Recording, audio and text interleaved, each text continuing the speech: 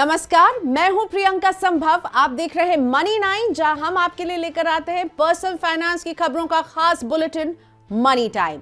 तो दिन भर पर्सनल फाइनेंस के जगत में क्या कुछ घटा और उससे भी ज्यादा जरूरी कि इसका असर आपकी जेब पर क्या पड़ता है, यही बताता है मनी टाइम। तो चलिए शुरुआत करते हैं पेटीएम पेमेंट बैंक से जुड़ी एक अहम खबर के साथ। पेटीएम पेमेंट बैंक के खिलाफ रिजर्व बैंक ने सख्त कार्रवाई की है और इसे नए ग्राहक जोड़ने पर रोक लगा दी है। क्यों कदम ये उठाया है आरबीआई ने, ये अब आपको समझाते हैं। तो आरबीआई ने पेटीएम पेमेंट बैंक को कहा है कि वो अपने आईटी सिस्टम के कॉम्प्रिहेंसिव सिस्टम ऑडिट के लिए एक आईटी ऑडिट फर्म को नियुक्त करे। आईटी ऑडिट का मतलब है कि कंपनी का आईटी इंफ्रास्ट्रक्चर कितने ग्राहकों का बोझ उठाने में सक्षम है, उसमें क्या गड़बड़ियां आ रही हैं, क्यों आ रही हैं, इन सब की जांच होगी।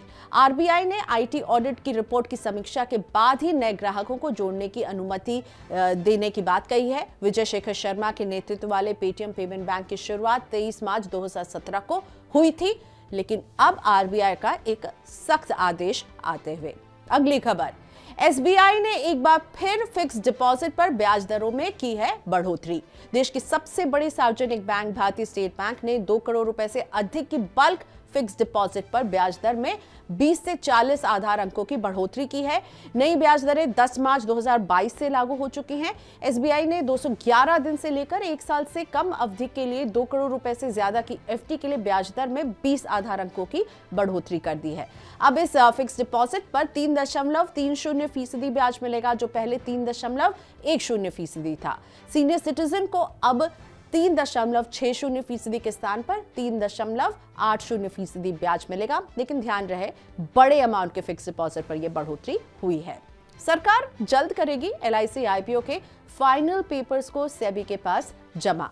केंद्र सरकार सेबी के पास एलआईसी आईपीओ के लिए फाइनल पेपर जल्द ही फाइल करने की योजना बना रही है। इसमें प्राइस बैंड, पॉलिसी होल्डर और रिटेल बायर्स के लिए डिस्काउंट, बिक्री के लिए पेश किए जाने वाले शेयरों की संख्या का खुलासा किया जाएगा।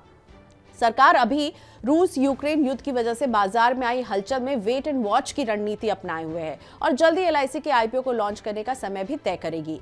एलआईसी ने 13 फरवरी को सेबी के पास डीआरएचपी जमा किया था और इसी हफ्ते सेबी ने ड्राफ्ट पेपर को अपनी मंजूरी दी है, लेकिन अब फाइनल डेट का इंतजार रहेगा।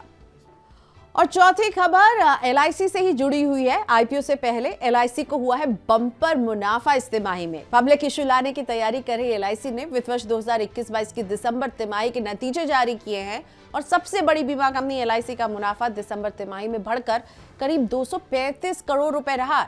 एक साल पहले दिसंबर तिमाही में एलआईसी का मुनाफा 90 लाख रुपए ही था। 31 दिसंबर 2021 को खत्म पिछले 9 महीने में कंपनी का लाभ 1642 करोड़ रुपए रहा, जो पिछले साल की इसी अवधि में सिर्फ 7 करोड़ रुपए था। दिसंबर 2021 तिमाही में एलआईसी का पहले साल का प्रीमियम 8748 करोड़ रुपए रहा, जो एक साल पहले इसी तिमाही में 7957 करोड़ रुपए था। बढ़ते हैं 5वीं खबर की तरफ। जनवरी में औद्योगिक उत्पादन में आया है सुधार। दिसंबर में 10 महीने के न्यूनतम स्तर तक लुढ़कने के बाद जनवरी आईआईपी के आंकड़े में मामूली सुधार देखने को मिल रहा है। जनवरी में आईआईपी बढ़कर 1.3% रहा है। दिसंबर में यह आंकड़ा 0.7% था। देश के 8 कोर सेक्टर में ग्रोथ 3.7% रही, जबकि पिछले महीने यहां 4.1% की ग्रोथ ही देखने को मिली थी। कोर सेक्टर की आईआईपी में करीब 40.3% हिस्सेदारी है। वहीं मैन्युफैक्चरिंग क्षेत्र में पिछले महीने की 0.9% गिरावट के मुकाबले 1.1% की बढ़त देखने को मिल रही है।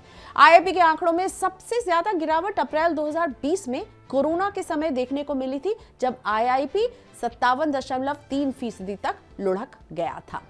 अगली खबर क्रूड से जुड़ी हुई। क्रूड की कीमतों में तेजी देखकर भारतीय अरबपति ने बनाया है नए तेल कुएं खोजने का प्लान।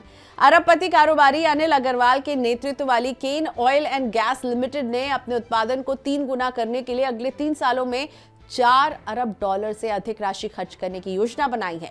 कच्चे तेल की ऊंची कीमतों ने इसे आकर्षक बना दिया है। कंपनी के डिप्टी चीफ एग्जीक्यूटिव प्रचुर शाह ने बताया कि केन देश में अपने 51 ब्लॉकों में नए तेल और गैस भंडार का पता लगाने के लिए और अधिक कुओं को खोदने की योजना बना रहा है। उन्होंने कहा कि हमारा लक्ष्य इस निवेश के जरिए अपने उत्पादन को जल्द से जल्द 5 लाख टन तक पहुंचाना है। बढ़ते हैं अगली खबर की तरफ। इंडियन ऑयल कॉर्पोरेशन ने एक बार फिर कहां बढ़ाई है पेट्रोल डीजल की कीमत, आपको बताते हैं अपनी इस 7वीं खबर में। इंडियन ऑयल कॉर्पोरेशन की श्रीलंका स्थित subsidiary Lanka Indian oil company ने श्रीलंका में पेट्रोल और डीजल की कीमतों को बढ़ा दिया है। एक महीने में ये तीसरी बार है जब कंपनी ने ईंधन के दाम बढ़ाए हैं। लंका इंडियन ऑयल कंपनी ने कहा कि डीजल की खुदरा कीमत 75 रुपए प्रति लीटर और पेट्रोल की 50 रुपए प्रति लीटर बढ़ाई गई है। अब यहां पेट्रोल का दाम 254 रुपए प्रति लीटर पर पहुंच गया है और वहीं डीजल 214 रुपए प्रति लीटर का हो गया है। कंपनी ने कहा कि 7 दिन के भीतर अमेरिकी डॉलर के मुकाबले श्रीलंकाई रुपए में 57 रुपए की गिरावट आई है। इसका तेल और गैसोलीन उत्पादों की कीमतों पर सीधा असर पड़ रहा है। तो श्रीलंका में तो ईंधन महंगा हो गया, लेकिन भारत में ये देखने को मिला कि फरवरी में गाड़ियां जो हैं वो कम बिकी है। इनकी आपूर्ति में एक गिरावट नजर आ रही है। वाहन कारखानों से डीलरों को गाड़ियों की आपूर्ति फरवरी 2022 में 23% घटी है। सियाम के मुताबिक सेमीकंडक्टर की कमी और आपूर्ति से जुड़ी चुनौतियों के कारण उत्पादन प्रभावित हुआ है। इसके अलावा नए नियमों के लागू होने से वाहनों की कीमतों में एक बढ़ोतरी आई है और ये भी मांग पर असर डाल रही है। Society of Indian automobile manufacturers यानी सियाम ने बताया कि फरवरी 2022 में कुल यात्री वाहनों की थोक बिक्री 13,28,027 इकाई रही, जो पिछले वर्ष इसी महीने 17,35,909 इकाई थी। फरवरी में कुल 17,95,514 इकाइयों का उत्पादन हुआ, जबकि फरवरी 2021 में 22,53,241 वाहनों का उत्पादन हुआ था। अगली खबर, भारत में पिछले साल आया कितना सोना, आपको बताते हैं। यह है मनी टाइम की 9वीं खबर। भारत में 2021 के दौरान 1,067 टन सोने का आयात हुआ। कोविड-19 महामारी के कारण वर्ष 2020 के दौरान 430 टन सोने का ही आयात हुआ था। स्विट्जरलैंड से सबसे अधिक 469 टन सोना आयात किया गया। इसके बाद संयुक्त अरब अमीरात से 120 टन, दक्षिण अफ्रीका से 71 टन और गिनी से 58 टन सोने का आयात किया गया। पिछले वर्ष देश ने 58,763 करोड़ डॉलर मूल्य के सोने के आभूषणों का निर्यात किया है। आभूषण उद्योग में निर्यात में वृद्धि देखी जा रही है और महामारी के बाद सोने के आभूषण की घरेलू बिक्री बढ़ रही है। एसबीआई योनो ऐप में आ रही है दिक्कत। भारतीय स्टेट बैंक के कई कस्टमर सोशल मीडिया पर शिकायत कर रहे हैं कि उन्हें बैंक के मोबाइल ऐप से इंस्टेंट लोन के संदिग्ध नोटिफिकेशन आ रहे हैं। इसमें कस्टमर्स की जगह किसी और का नाम लिखा आ रहा है। काफी संख्या में यूजर्स ने ट्विटर पर नोटिफिकेशन के स्क्रीनशॉट को भी शेयर किया है और एसबीआई से शिकायत दर्ज कराई है। ये नोटिफिकेशन एसबीआई के योनो लाइट एप्लीकेशन के जरिए भेजे गए हैं, जिनमें यूजर्स को उनके इंस्टेंट पर्सनल लोन के लिए एलिजिबल होने की जानकारी दी जा रही है। बैंक ने बयान जारी कर इसे एक टेक्निकल एरर बताया है। और अब आपको देते हैं स्टार्टअप दुनिया की हलचल। सिंगापुर बेस्ड एडटेक स्टार्टअप सियाल्फो ने सीरीज बी फंडिंग राउंड में 2 करोड़ डॉलर की राशि जुटा ली है। अमेरिका की इन्वेस्टमेंट फर्म टाइगर ग्लोबल ने इसमें निवेश किया है। सियाल्फो ने अब तक कुल 7.7 करोड़ डॉलर की राशि जुटाई है। Live video conferencing infrastructure startup 100ms ने सीरीज ए फंडिंग राउंड में 2 करोड़ डॉलर की राशि अल्फा वेव इंक्यूबेशन से जुटाए हैं। इस फंडिंग राउंड में मैट्रिक्स पार्टनर इंडिया और लोकल ग्लोबल के साथ मौजूदा निवेशक एसएल और स्ट्राइव वेंचर्स ने भी भाग लिया था। एडटेक यूनिकॉर्न अनअकैडमी अपना पहला एक्सपीरियंस स्टोर शनिवार को दिल्ली में खोलने जा रही है। कंपनी ने विस्तार के अगले चरण में कोटा, जयपुर और लखनऊ से शुरू करते हुए पूरे देश में इसी तरह के टच पॉइंट बनाने की योजना बनाई है। तो इसी के साथ मनी टाइम में हमें दीजिए इजाजत, लेकिन हाँ, हम आपको छोड़े जाते हैं एक रोचक इंफोग्राफिक्स के साथ।